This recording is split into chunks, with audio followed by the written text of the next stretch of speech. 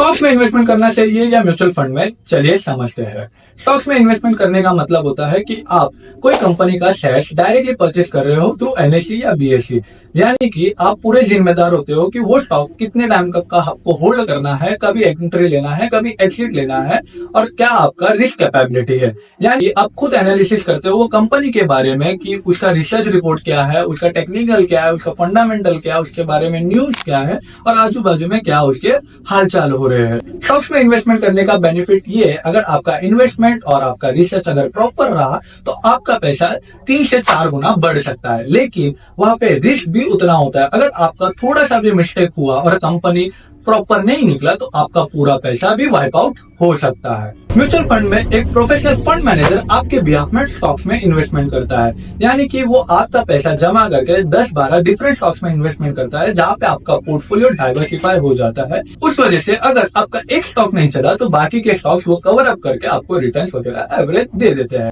Stocks में वो लोग इन्वेस्टमेंट करते हैं जिनके पास टाइम होता है मार्केट को देखने के लिए, मार्केट को पढ़ने के लिए, रिसर्च रिपोर्ट वगैरह पढ़ने के लिए, न्यूज वगैरह ट्रैक करने के लिए, चार्ट्स वगैरह एनालिसिस करने के लिए।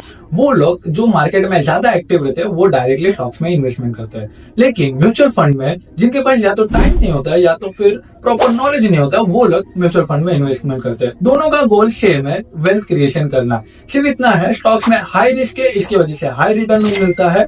म्यूचुअल फंड में मॉडरेट रिस्क है, इसके लिए मॉडरेट रिटर्न मिलता है। लेकिन एट द एंड गोल एक ही है, सिर्फ वे अलग अलग है। तो आप किधर इन्वेस्टमेंट करते हो कमेंट सेक्शन में जरूर बताइए, और ऐसे वीडियोस के लिए डू फॉलो कीजिए ट्रेंडलॉक ट्रेडर्स।